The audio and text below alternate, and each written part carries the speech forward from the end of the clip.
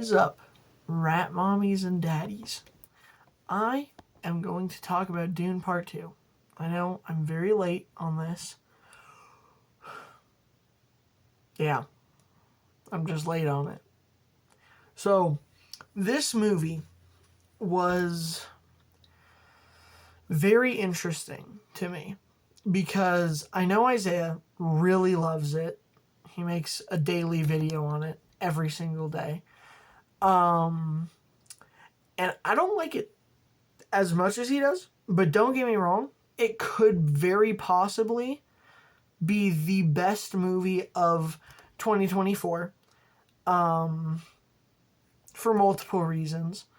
Like, the characters, the writing, the effects, the scenery. It was just a very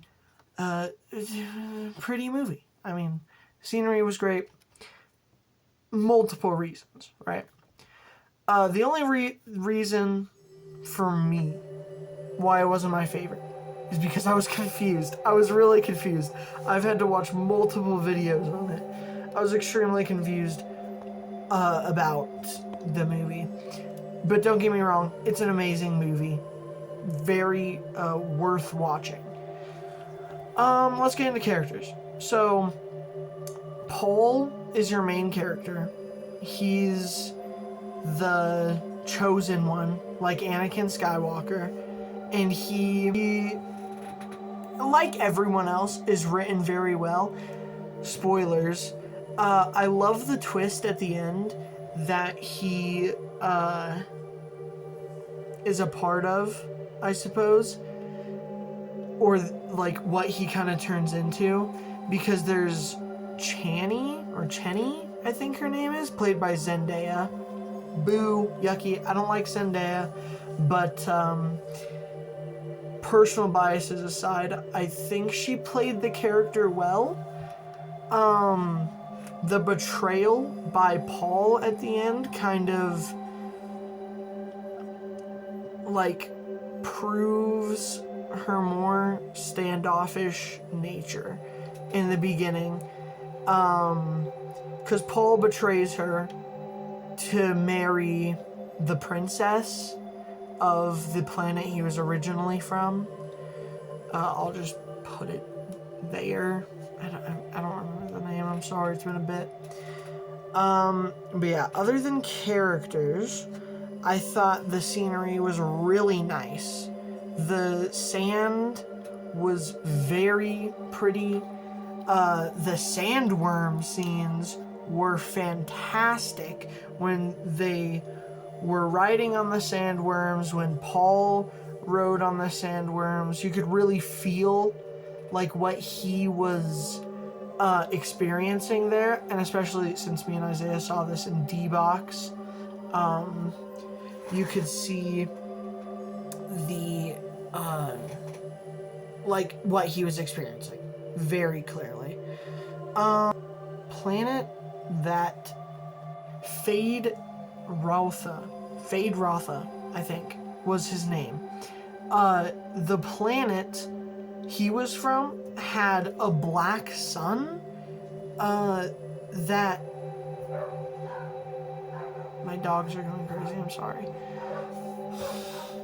So they have this black sun, and that's what makes their skin white, apparently, because their sun is not as, like, it doesn't have what our sun does, or even Dune's sun has. I don't think it has, like, vitamin C or anything, because it's, like, black and stuff, so it makes it have a black and white filter on the planet, which I think looks really cool. I thought that whole effect was really cool in the arena, with Fade-Rotha killing all those guys. That was pretty sick. Which leads me to my next thing I loved about the movie, which was the fight scenes. They were choreographed amazingly. The end one was an insanely cool, scene. It was very cinematic, I would say, because you have the sun peering in through the window from the background with Fade, Rotha, and Paul fighting with their like daggers or whatever, which I thought their daggers were really cool. The props in this movie were pretty sick. So the fight scenes were choreographed very well. I talked about characters, right? This movie was quite brutal, I thought. Cause with Jennifer, Paul's mom, which she took like this poison, which is that scene was pretty brutal. She lives through it, but she's like tweaking.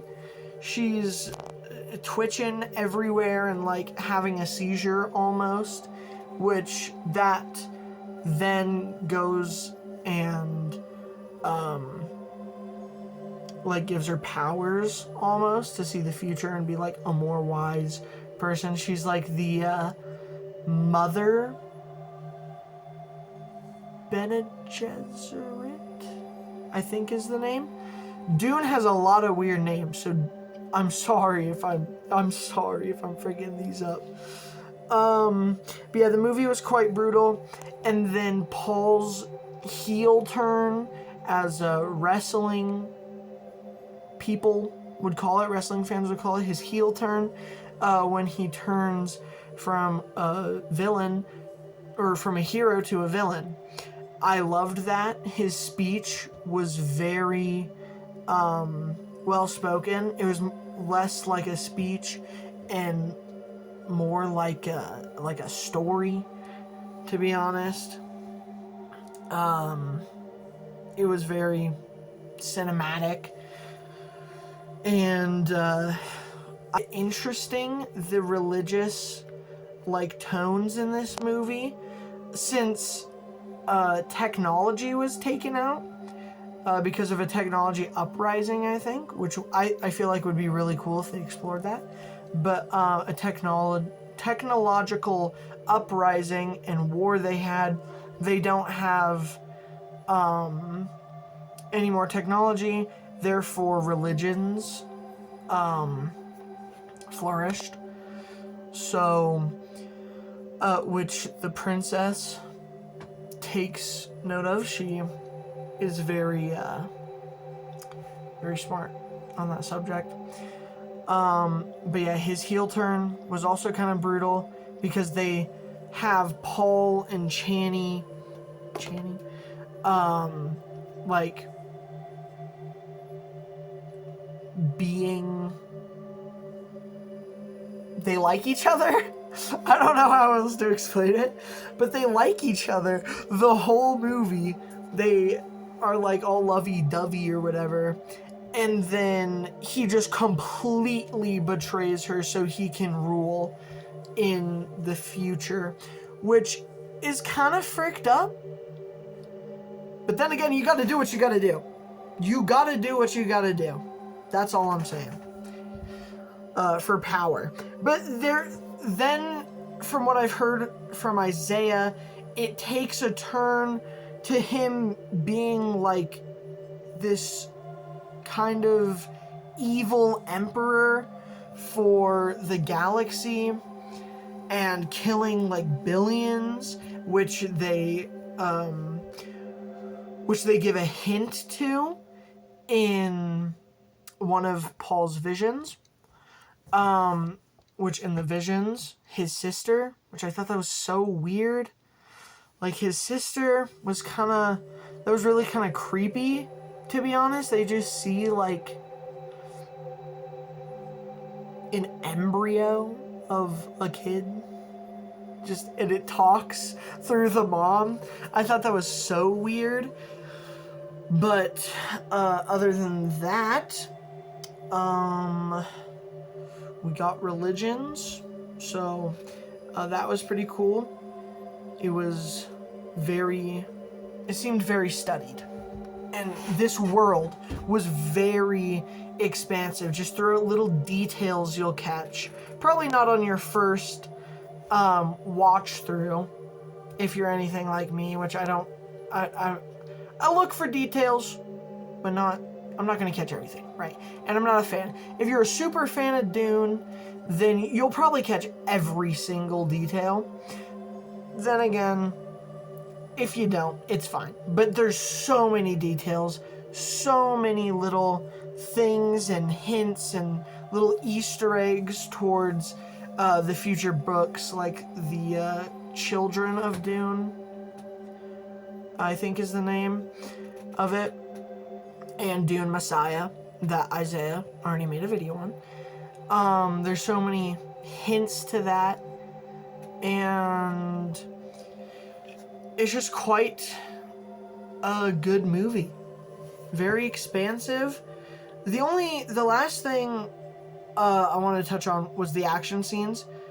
Just like the one-on-one fight scenes, they were very well choreographed, and even better was the effects of this. Like, the sandworms looked very good, and the explosions didn't look cheesy.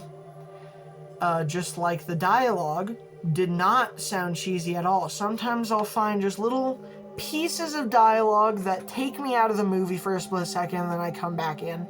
But this movie, I was locked in my seat the whole time. So those are my thoughts on Dune Part 2. Dune Part 2. Did I think it was better than the first one? For sure. It was paced well. The first one was a lot of exposition, I felt. And the second one did a little bit of that, but then just launched you right into the action. It was quite interesting to see. I think you should watch both of them back to back, though, because I didn't understand a single thing that was happening in the second one. But other than that, yeah, that was my review, or my thoughts on Dune Part 2. Goodbye, rat mommies and daddies. He's not going to say it because he's not here.